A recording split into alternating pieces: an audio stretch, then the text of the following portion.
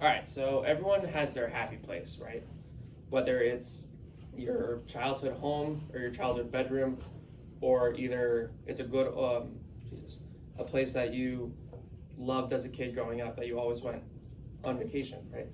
Well, I found out what my happy place was.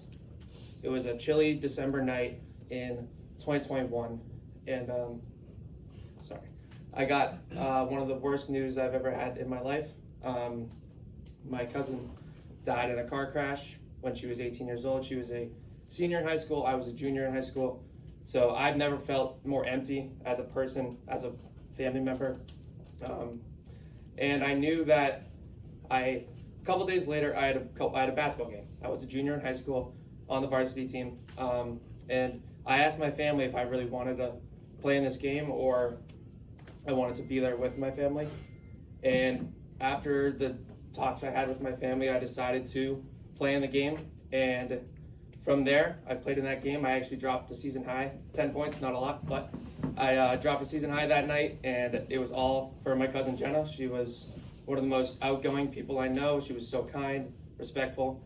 And now, since that's happened, and I feel like I found my happy place, and that's at a basketball court.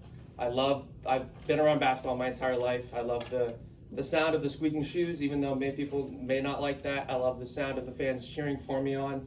I love the sound of the net swishing when I hit a jump shot. Just all of that just brings me to a happy place when I think of basketball. And now it's where I want to be when I'm growing up. I want to work in the basketball industry. For example, I work for Intramural Sports doing game managers, and I also referee basketball, which is another way to get myself out there on the basketball court, being somewhere that I always want to be. And I just feel like it's a perfect wrap up of what I want to do in life and how it brought me to my happy place, and now I know where that is. And yeah, thank you. Questions from that? Yeah. What were like some of your emotions before you played in the game? I know you decided to. Yeah. Well, I was definitely playing in honor of her. I could just hear her voice in my head the entire time. I was warming up, pregame warm-ups, pregame like announcing hearing my last name like on the microphone when I was starting was just like a huge like this is real, like this really just happened and you're gonna have to go play a basketball game now, so lock in and get out there. Yeah, Riley. Where do you see yourself in 5 years? Hopefully working for the Boston Celtics is my dream goal.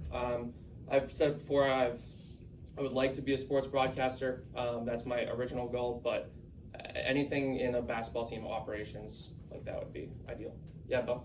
What lessons did you learn about yourself going through that kind of heartbreaking situation? Yeah, definitely a lot of lessons about just like self-respect. Like you have to take what you do, what you go through in life, and still like people go through a lot of shit, and it happens, and it's just how you bounce back from that. And I feel like I really found a good like resilience in me to keep going and to like pursue the dreams that she would want me to.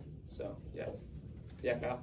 What are the biggest lessons you've taken from playing a team sport into your life now? Yeah, well, it's all I'd say I'm a good collaborator. I work well in teams. I was the captain of my high school basketball team my senior year, and I feel like I'm just a good collaborator. I'm outgoing. I can react with all of you guys in here. I'm always friendly with you guys, so I feel like that's a good way. Okay.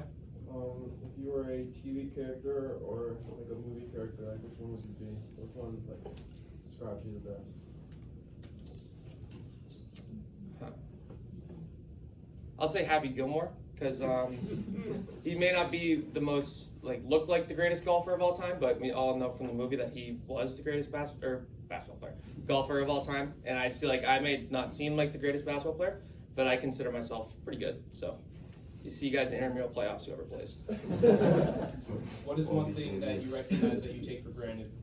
What was that? Sorry. What is one thing that you recognize in life that you take for granted? I'd say just like time. Like time's a big thing that you don't get back. Obviously, you only have one senior night in basketball. Like Liam said, that it's going to mean something a lot to you. So you just got to make everything you can out of it. What's the most difficult decision you've ever had to make?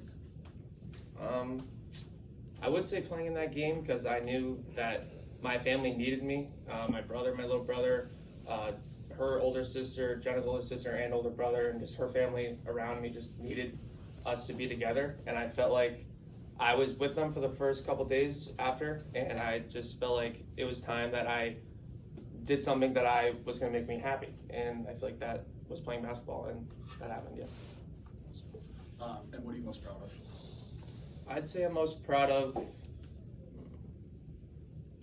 just like I said it before, but resiliency, like bouncing back from a lot of things. Like that's something that, yeah, a lot of people go through tragic death like that when it comes to a family member or a friend, but this one really hit hard as she was my like best friend growing up. I used to always drive with her to high school, and I just feel like this one really meant a lot to me, so I just had to keep on going from there.